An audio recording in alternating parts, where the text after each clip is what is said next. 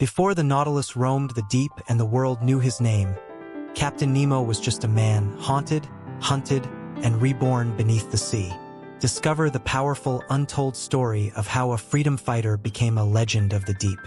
If you love classic tales reimagined with depth and drama, don't forget to like, subscribe, and dive deeper with us every week. The night was heavy with gunpowder and smoke. The scent of charred wood mingling with jasmine in the courtyards. Flames curled along the high sandstone battlements of the Raj Mahal, once the noble residence of the princes of Bundelkund. Now it stood like a wounded beast, its towers ablaze, its dignity stripped by the relentless advance of foreign boots. From the inner terrace, Prince Dakkar watched the desecration unfold, not with the panic of a man seeking escape, but with the silent fury of one witnessing the death of a world. "Your Highness, we must go now," cried Mukherjee, his loyal steward, blood trickling down his temple. "The British troops have breached the southern gate. The Zenana has already fallen." Prince Dakkar did not flinch. Clad in a white kurta now stained with soot, he stood statuesque, his dark eyes fixed on the courtyard below, where British officers shouted in clipped commands and native sepoys, turned traitors, tore down the flag of his house. "There is no gate through which I may now pass," he murmured. "They have not merely entered our home. They have trampled our memory, our right to be." A sudden explosion rocked the courtyard as one of the stored powder kegs ignited, sending an orange blossom of flame into the night sky. Screams echoed from the outer quarters, some British, others his own people. "Then we must avenge it, Highness. You are no ordinary prince. The world still needs you. Think of the Rani. Think of your son." At the mention of their names, a tremor passed over Dakkar's face, though his lips remained sealed. Somewhere in the wings of the palace, behind smoke-thick halls and collapsing arches, were the two lives dearest to him. His heart yearned to race toward them, to tear down every burning beam, but a colder force held him. "I have thought of them," he said at last slowly. "Every breath I take now is for them." Mukherjee pressed a bundle into his hands. A steel-bound manuscript case containing designs, writings, a vision born not of royal ambition but of defiant genius. "If nothing else, take this. Your work, what you dreamed. It must not perish." Dakkar took the case, gripping it with sudden resolve. A spark glinted behind his eyes, one not of desperation but of a nascent vengeance that would not fade with the night. "I swear upon this fire," he said, voice firm despite the chaos. "I shall belong to no flag, no sovereign, and no soil henceforth. Let the earth be theirs, corrupted, conquered. I claim the element they cannot touch. The sea shall be my domain." From below, a new volley of rifle fire erupted. Mukherjee pulled at his arm. "They are coming. Please, my prince." But the man who turned from the flames was no longer merely Prince Dakkar. He was something else now, something forged in grief, tempered in hatred, and sharpened by knowledge no invader could seize. He vanished into the smoke, manuscript in hand, heart heavy with loss, but spirit rising like a steel hull breaching the waves. And the palace burned behind him, its towers falling not just to empire, but to the birth of a legend that would one day haunt the oceans themselves. A month passed. Prince Dakkar, now stripped of his name, title, and the last illusions of justice, languished in the lowest cell of the Fort William prison in Calcutta. The heat was oppressive, stagnant, clinging to the skin like wet burlap. The air reeked of sweat, mildew, and the iron stench of blood, not all of it dry. He had not seen sunlight since the day of his capture. Shackled at wrists and ankles, bound by rusted British iron, he endured the slow corrosion of dignity. But he did not plead. He did not speak. Silence became his armor. Above him, through a grate in the stone, he heard the boots of colonial officers, always marching, always shouting. One day, a man entered the cell. An officer, young, immaculate in white uniform and brass buttons, with a practiced sneer on his lips and a riding crop tapping against his thigh. "Well, if it isn't the philosopher prince," he said, pacing. "How noble your rebellion was, and how utterly futile. Did you think your pamphlets and your petty machinery could halt an empire? Dacre raised his head. His voice, though parched, did not waver. Empires have fallen to less. Indeed, the officer chuckled. And what shall strike ours down? Steam engines? Electric toys? Your precious diagrams are nothing more than heretical sketches now. You are forgotten, Your Highness. If that name still means anything. He leaned close, breath fouled with wine. Tell me, where is the child? Where is the Rani? At that, Dacre's eyes burned not with tears, but with a fury deep as the ocean floor. Gone, he said softly, and still freer than you will ever be. The officer raised the crop, struck him once across the face. Dacre did not cry out. You shall rot in this hole, the man spat. And when you die, no one shall mourn you. When the door slammed shut, Dacre slumped, blood trickling down his cheek. But in the silence that followed, he whispered, not in prayer, but in resolve. I will not rot. I will rebuild. Later that night, a shape moved in the shadows outside the barred window, a face half lit by moonlight. The prisoner knew it. Ram Singh, he breathed, one of his former bodyguards, now dressed as a humble sepoy. My prince, the man whispered. You must be ready. A storm is coming tomorrow. The guard rotation will be thin. I am ready for neither freedom nor exile, Dacre replied. Then be ready for purpose. You once said that machines could liberate men. You were right, but you must live to build them. A key glinted in Ram Singh's hand. They want you to die in chains, he said. So live without them. As the key turned in the lock and the first shackle fell from his wrist, Dacre felt a tremor of rebirth. Not into the life he once had, but toward a future no man yet imagined. And in the gloom of that prison, as thunder echoed distantly through the monsoon-drenched night, he made a vow that never again would he be bound, not by metal nor flag nor grief. The sea awaited. The vessel cut through the wine-dark waters of the Mediterranean, a silent steamer flying no flag, answering to no nation. Aboard it, concealed beneath a heavy hood and simple woolen garments, stood a man who had once held a throne but now clung only to shadows. Prince Dacre was gone. He stood on the upper deck beneath the starlit canopy, the warm salt breeze tugging gently at his robe. Somewhere behind him, the coast of India faded into memory.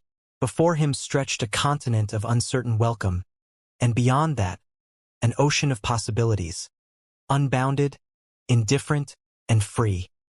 He turned to his companion, an older Greek merchant with a weathered brow and a kindness rare among traffickers of men. The merchant spoke softly in French, his words as deliberate as his gaze. You've given no name, traveler, and yet you speak 7 languages, read the stars as though they were ink upon paper, and quote Euclid in your sleep.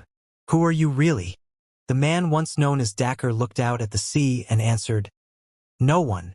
The merchant laughed, not unkindly. Then you must be a philosopher, my friend. I am what remains, he replied. After everything else has been taken. The merchant hesitated, then offered him a flask. Where will you go? Where the land cannot follow, where war cannot reach.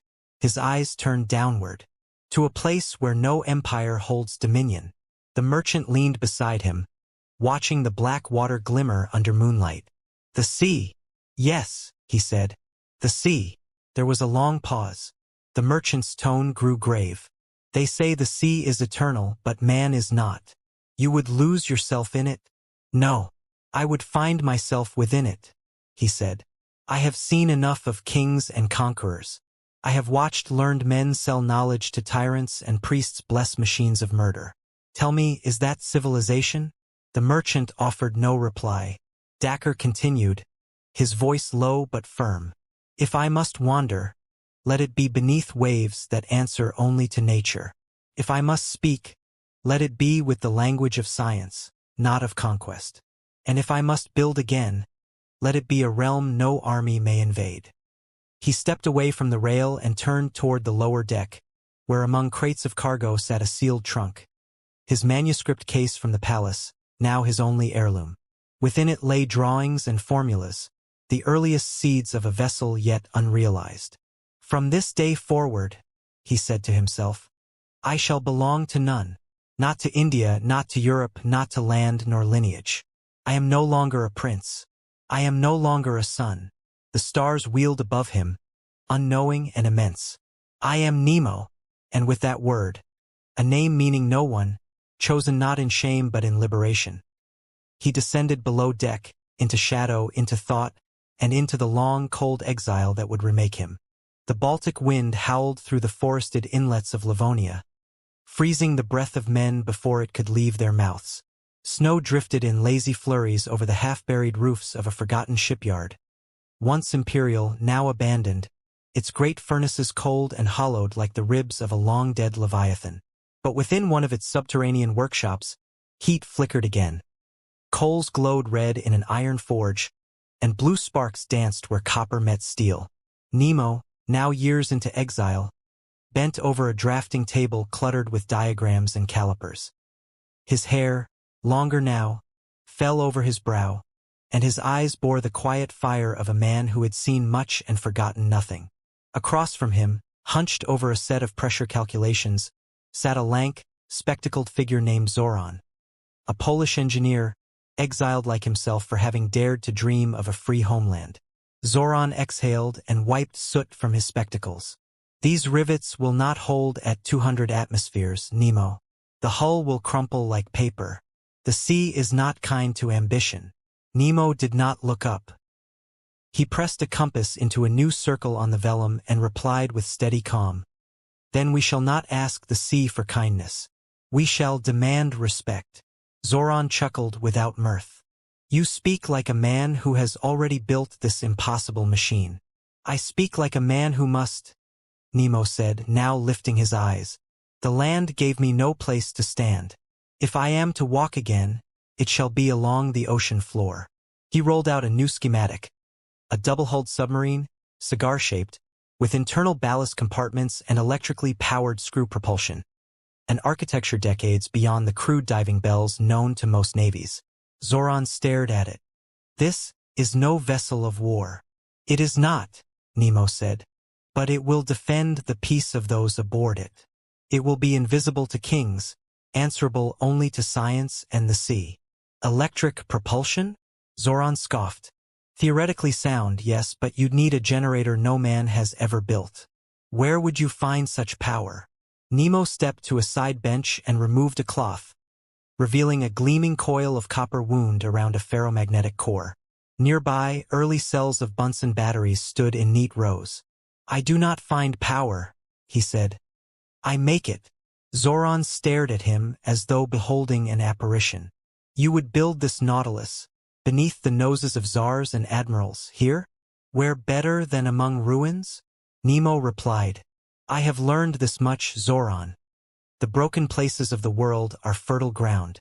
Empires build with stone. I will build with silence. The wind shrieked beyond the bolted doors. But within, beneath flickering lamplight and the steady clink of tools against steel, something extraordinary was taking shape. Not merely a machine, but a new declaration. A challenge to surface world dogma, built bolt by bolt beneath the ice. And in that bitter workshop, where breath steamed and steel sang, a ship was being born not for the service of any flag, but for the soul of a man who had none. In the garret of an aging abbey on the coast of Brittany, far from the reach of consuls and spies, a single oil lamp burned beside a heavy oaken desk. Outside, the Atlantic hissed and sighed upon the rocks, but within the chamber, silence was king. Nemo sat opposite Professor Aronnax, then a middle-aged naturalist still in the prime of his scholarship, whose beard was flecked with salt and whose spectacles caught the flicker of the lamp like twin lanterns. The table between them was strewn with volumes, some on marine biology, others on fluid dynamics and the magnetic properties of seawater. Yet neither man turned a page. Their conversation had long outgrown the printed word. You are not the same man who came to me 5 winters ago, Aronnax said at length, folding his hands. Your speech has grown colder, your spirit distant. Nemo's gaze rested on the window where black waves churned in moonlight. I have passed through fire, Professor, and now I temper myself like steel. What warmth remains, I keep within. Aronnax frowned gently. But to what end, my friend? You are a man of knowledge, not vengeance. The machine you design, it could enlighten the world, illuminate the dark corners of ignorance. It could, Nemo said, and then paused. But the world does not seek illumination. It seeks dominion. He stood and paced to the hearth, his hands behind his back. The fire cast long shadows along the chamber walls. They would take it from me, twist it into another weapon. They would not see progress. They would see profit. I will not offer my Nautilus to the merchants of death. Aronnax rose slowly, crossing to him. Then what will you do? I will vanish, Nemo said. Not into oblivion, but into sovereignty. My ship will be my state, my flag, my final word. Aronnax's eyes searched his face. You would become a ghost, a legend beneath the waves? I would become free, Nemo replied, softly but with the gravity of iron. The professor sighed, laying a hand on the other's shoulder. I shall miss our dialogues, mon ami, and the world shall miss your voice, even if it never knows it was yours. Nemo turned to him, and for a brief moment, something warm flickered in his eyes. Then let the sea carry my silence in place of song. The next morning, at the edge of a gray and gull-churned cliff, Aronnax watched as a nondescript skiff slipped into the mist. No markings, no papers, no name. Only the lone figure at its tiller, and the hiss of steam below the waves. Thus ended the last trace of a man known to history. What arose in his place was not merely a mariner, but a myth yet unwritten. And the sea received him, without question, as it receives all things lost and all things becoming. The hatch sealed with a reverberating hiss, and the world above vanished. Nemo stood at the helm of the Nautilus, his hands resting upon polished brass, his eyes fixed forward through a crystal viewport of his own design. Before him stretched a realm without horizon, dark, vast, and inscrutable. The Mediterranean depths embraced the vessel like a cradle of pressure and silence. The engine room behind him hummed with the breath of a new creation. Zoran manned the battery banks, carefully monitoring the electric pulse that now propelled them away from the coast of Crete and into open water. How deep shall we dive, Captain? Zoran asked, voice taut with a mixture of awe and fear. Nemo did not reply at once. He stepped forward, peering into the blue-black void. The last shafts of surface light played weakly across the glass. Already the sun was fading. There is no measurement, Nemo said at last, for how far a man must go to forget the world that wronged him. Zoran adjusted a dial, eyes wide as the external gauges ticked downward. Pressure increasing. 60 atmospheres. 70, he murmured. She holds, Nemo. She holds. Of course she does, Nemo replied, his voice firm as tempered steel. This ship was not born of fear, but of defiance. He pressed a lever gently, and the Nautilus responded like a living creature, descending into the twilight zone where fish no longer cast shadows and silence becomes an anthem. Around them drifted alien forms, glowing medusae, pale eels, shoals of silver like shattered mirrors. The ocean, long imagined as a desolation, unfolded as a cathedral of life unknown to any empire. Nemo whispered to himself, as though translating scripture, here lies no border, no tax, no chain. Here, the earth's oldest laws endure unbent. And here, I shall rule nothing but my own mind. Zoran, standing beside him, nodded toward a distant ridge of the seabed. There, he said, a resting place. Shall we settle the keel and test the ballast? Nemo gave a solemn nod. The Nautilus gently descended, the tremble of her descent felt in every beam and bolt. When at last she rested on the ocean floor, it was as though the ship exhaled. For the first time, she was no longer hunted, no longer hiding. Nemo turned away from the helm and spoke with a strange calm. Zoran, from this moment on, I renounce the surface world. No newspaper shall carry my name. No court shall summon me. No altar shall absolve me. He placed a hand upon the central column of the control room, his creation, his cathedral. I am no longer of the land. I am of the sea. And thus Captain Nemo was born, not merely in name but in truth. A being neither outlaw nor monarch, neither madman nor saint. A creature of exile, born anew in the embrace of the abyss. And the sea, indifferent yet eternal, made room for him. Weeks passed beneath the waves. The Nautilus, that sovereign vessel of steel and silence, had become a moving fortress, slipping undetected between merchant routes, beneath ironclads, beneath the fetid smoke of warships that sailed in arrogant procession across the Mediterranean and beyond. But Nemo did not forget. In the privacy of his chart room, illuminated by the glow of phosphorescent lanterns and surrounded by maps upon which no borders were drawn, he studied reports, stolen, intercepted, decoded, dispatches from British admiralties, ledgers of slave ships out of Zanzibar, French naval movements off Algeria, the endless machinations of empires grinding across the bones of the voiceless. Zoran entered, carrying a bundle of retrieved sea-mail cylinders, salvaged from the wreckage of a scuttled steamer off Gibraltar. "Captain," he said, "you'll want to see this." Nemo accepted the documents, quickly scanning them. His brow darkened. They plan another bombardment of the Cindy coast. 3 vessels, 200 men, all in the name of commerce. He slammed the papers down. They do not conquer for law. They conquer for cotton. Zoran hesitated. Then what shall we do?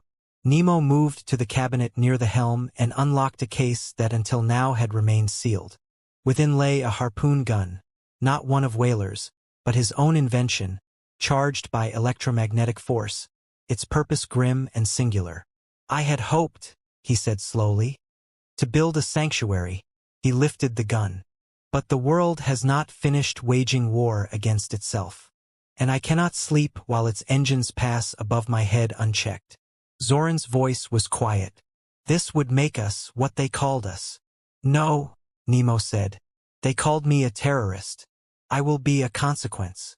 That night, under a crescent moon veiled by cloud, the Nautilus surfaced silently in the Bay of Tunis. A British frigate sat anchored, its lights dimmed, her officers drunk in celebration of a successful convoy interception. They never saw it coming. The torpedo struck amidships, not with a thunderclap but a muted gasp of displaced water. The ship broke not in fire, but in silence. Those who escaped were pulled from the sea. Nemo rescued them himself, dragged half-conscious sailors into lifeboats, gave them provisions, and vanished again beneath the swells. Zoran stood with him at the periscope as they slipped away. "You saved them," he said.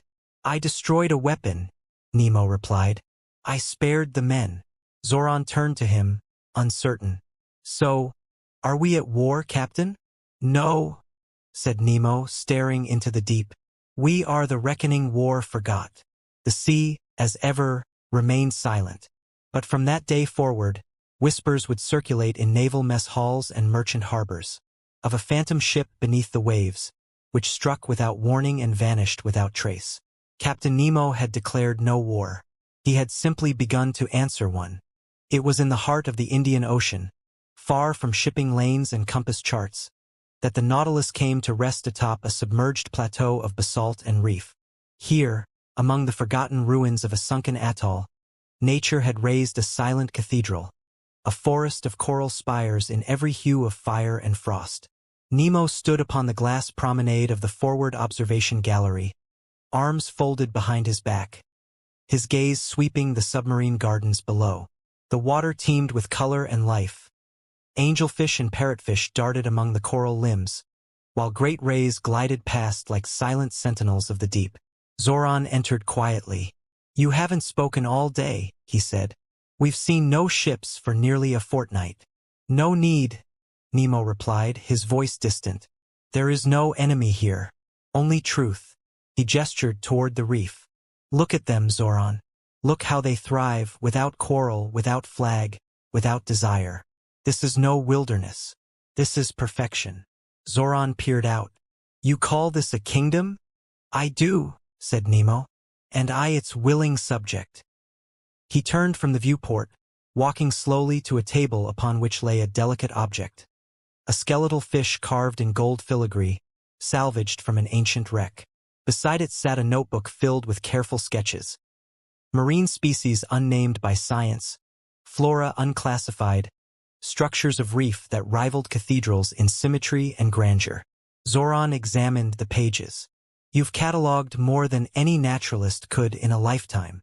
Nemo gave a wistful smile. "Because I have left the surface behind. Time here flows differently. The hours do not gallop, they glide." He paused, his fingers trailing along the spine of a fossil. "But it is not merely discovery that brings peace. It is reverence." Zoran raised a brow. "Reverence for the sea? For life unspoiled?" Nemo answered. "For a world that exists without our interference. We come from the land, Zoran, but we poison it with our passions. Down here, there is purity, if one only knows how to observe."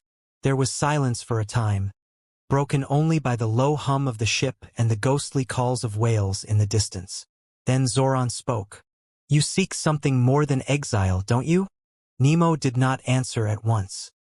He lifted a coral specimen from its preservation jar, examining the intricate branches like the veins of a memory. "I seek redemption," he said finally. "Not for what I've done, but for what man has done with knowledge. If I must be forgotten, let it be here. If I must build a legacy, let it be beneath the waves." And in that hushed hall of glass and steel, surrounded by 1,000 living lights, Captain Nemo seemed at once both monarch and monk, an exile who had not merely fled the world above, but found something far greater in the world below. A realm untouched, a kingdom of coral. The Nautilus drifted slowly beneath the Strait of Malacca, its exterior lights dimmed to the faintest glimmer, casting pale circles that danced across the abyssal floor. Above, the world spun on in ignorance. Below, Captain Nemo paced alone through the dimly lit gallery, his thoughts adrift in darker waters still. The hours had grown longer of late, his journal entries more infrequent, his speech to the crew reduced to curt nods and silent gestures. Zoran noticed the change, yet dared not ask. There are griefs that lie too deep for science. On this night, the silence of the sea was broken, not by sonar or the shifting tectonics of the ocean floor, but by a name, spoken aloud for the first time in years. Indira! The word escaped Nemo's lips like a breath long held.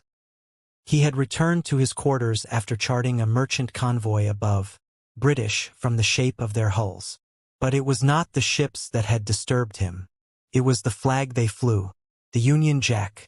That same flag had flown above the garrison at Karachi, the day the cannon spoke and the rebels fell. It had flown above the pyres, above the fields red with the blood of the betrayed, and above the walls of the prison where she had died. Nemo lowered himself into the narrow berth that served as his bed and withdrew a small wooden box from beneath the floor paneling. Inside, a faded ribbon of silk, a lock of black hair, and a scrap of paper bearing only a single line in delicate Hindi script. "The ocean carries no chains." He closed his eyes. Suddenly, the room shifted, not physically, but in memory. He was back in Calcutta. A younger man, proud, his name still unburdened by loss. She stood before him, eyes dark as obsidian, her voice low. "You dream of the sea, but the sea will not heal you," she had said. "It will only echo what you carry." He had laughed then, certain of victory, believing the world could be changed by force of will. And then the betrayal. The betrayal by allies, the burning of villages, the massacre, the cell, the silence, the weight of a life erased. A knock broke the reverie. Zoran's voice came through the steel. "Captain, we've detected a distress flare. Merchant ship, struck reef, listing off Sumatra. Survivors in the water." There was a pause. "Orders." Nemo stood slowly. He looked again at the box, then closed it with reverent care. "Prepare the diving launch," he said at last. "We rescue the living." "And the dead, Captain?" Nemo's voice was low. "We leave the dead to the sea. She knows how to keep her own." He emerged from the cabin, and with him came not rage, but resolve, chilled and tempered by remembrance. The sea, endless and unknowable, reflected nothing of the pain he carried, yet offered space enough for it to be born. As the Nautilus rose toward the moonlit wreck, the past did not fade. It remained, etched into Nemo's silence like a name upon a tombstone. And still he pressed onward, haunted, but unbroken. The Nautilus lay suspended in the heart of the Java Trench, where the sea grew so dark and immense that it swallowed even thought. There, amid the hush of crushing depths, Nemo walked alone through the Grand Museum, a gallery of glass and steel that housed treasures not looted, but rescued. Ancient amphorae from sunken Roman wrecks, sculptures drawn from forgotten temples now swallowed by the sea, and luminous specimens of deep ocean life catalogued with care. Each item was marked, not for display, but for preservation, for memory. Zoran found him there, standing before a basalt tablet etched with pictographs from a drowned land. Mu, or so the legends claimed. The captain did not turn as his companion entered. "She was right, you know," Nemo said quietly. Zoran said nothing. "The sea does not forget," Nemo continued. "It reflects not merely what we are, but what we abandon. The wrecks above us, the ruins below, all remnants of civilization's reach, its ambition, its collapse." He finally turned, his eyes clear yet shadowed. "I believed I came here to escape," he said, "to flee from empire, from sorrow, from blood. But this?" He gestured to the relics, the fossils, the tomes lining the shelves. "This is not exile. This is testimony." Zoran's brow furrowed. "Testimony to what, Captain?" Nemo stepped forward and lifted a long scroll, its text indecipherable to most, but reverently preserved in waterproof casing. "To the truth that power is fleeting," he said, "that conquest fades, but knowledge endures, that beneath our nations, our wars, our flags, there exists a deeper law." He placed the scroll gently back among the others. "I have waged war, yes, but what end does it serve to sink 1,000 ships, if their lessons vanish with them?" Zoran spoke slowly. "You would no longer strike them?" Nemo gave a faint smile. "I will strike only at ignorance." He crossed to a worktable where blueprints lay open, new diagrams of submersible probes, modular archives, pressure-sealed capsules designed to drift through the ocean for centuries. "I shall become not a destroyer, but a custodian. This ship, this library, it will sail beyond me. I may die, but Nautilus will endure." Zoran stepped beside him. "Then what shall we call her, Captain? A weapon no longer, a warship no more." Nemo rested his hand on the table, his voice like the deep current, steady, cold, and certain. "We shall call her what she was always meant to be," he said. "Sanctuary." And in that moment something shifted, not in the ship, nor in the sea, but in the man himself. The iron will remained, the fire of loss still burned, but they had found purpose beyond vengeance. Not escape but creation, not silence but legacy. The Nautilus would no longer hide from the world above. She would outlast it, and Nemo, for the first time, felt the weight in his chest begin to lift, not from forgetting, but from knowing what must be remembered. The work began at once, and it did not cease for many weeks. The Nautilus, once a silent hunter beneath the waves, was now a vessel of creation. Each chamber, each corridor, was slowly transformed, not into a monument to man's might, but a sanctuary for the forgotten knowledge of the world. In the hull's lower decks, pressure-locked archives were assembled. Scrolls from sunken monasteries, ship's logs from vessels lost to time, and tablets recovered from coral-choked ruins. All were sorted, translated, and preserved in glass cases lined with sea sponge cushioning, impervious to brine or time. In a far compartment, once reserved for armament, Nemo oversaw the installation of crystal tanks, each filled with a living ecosystem. Glowing cephalopods, blind cavefish, and delicate polyps swaying like seaborne flame. "I have spent too long tearing down," Nemo said to Zoran as they moved among the illuminated chambers. "And not enough building something worth the tide." Zoran, holding a preserved fossil, a trilobite etched like a copper brooch, nodded slowly. "This is no longer a ship," he said. "No," Nemo agreed. "It is a memory that floats, In one chamber, Nemo had mounted an object more personal than all the others, a rusted manacle from a slave ship, retrieved from a wreck off the coast of Madagascar. Beneath it, a plaque, "Lest we forget the cost of silence." Zoran paused there one evening and said, "Captain, should we ever be found, what will they say of you?" Nemo stared at the manacle, the metal now tarnished by time and salt. He spoke not as a commander, but as a man stripped bare of titles. "They will say what they must," he said. "Pirate, genius, madman, ghost. It matters not. What matters is that something endures beyond the hate that forged me." He stepped away, gesturing toward the sea. "Let them forget my name so long as they remember the truth. That man's greatness lies not in conquest, but in stewardship." That night, the Nautilus emerged briefly to the surface in a moonlit expanse of the Pacific, so far from land that the stars themselves seemed closer. The crew stepped out onto the upper deck, their boots crunching softly against frost. Nemo stood at the prow, his coat caught by the wind, and spoke aloud not to them, but to the dark. "I have taken from the world. I now return it." With his own hands, he cast a sealed capsule into the sea, a pressure-safe cylinder containing the names and testimonies of those oppressed, murdered, forgotten. A history that empires would bury, but which the ocean might carry. Zoran stepped beside him. "Will anyone ever find it?" Nemo's gaze never wavered. "Perhaps not, but the sea remembers everything." And far below, in the drifting stillness of the abyss, the capsule sank like a single drop of memory into a vast well of silence. Yet it was enough. Captain Nemo had ceased to be a fugitive. He had become a keeper of the deep, a man who had lost a world, and built one beneath it. The sea was calm that evening, an endless pane of obsidian broken only by the gentle hum of the Nautilus's turbines, and the quiet thoughts of her captain. Captain Nemo stood alone in the conning tower, the glass dome above revealing the jeweled scatter of constellations. They shimmered like ancient codes, silently drifting with the ages, indifferent to the rise and fall of empires. He had watched 1,000 sunsets from beneath the waves, each more distant from the world above. But this one, he knew, would be his last within sight of the stars. Zoran approached, his boots echoing softly on the metal floor.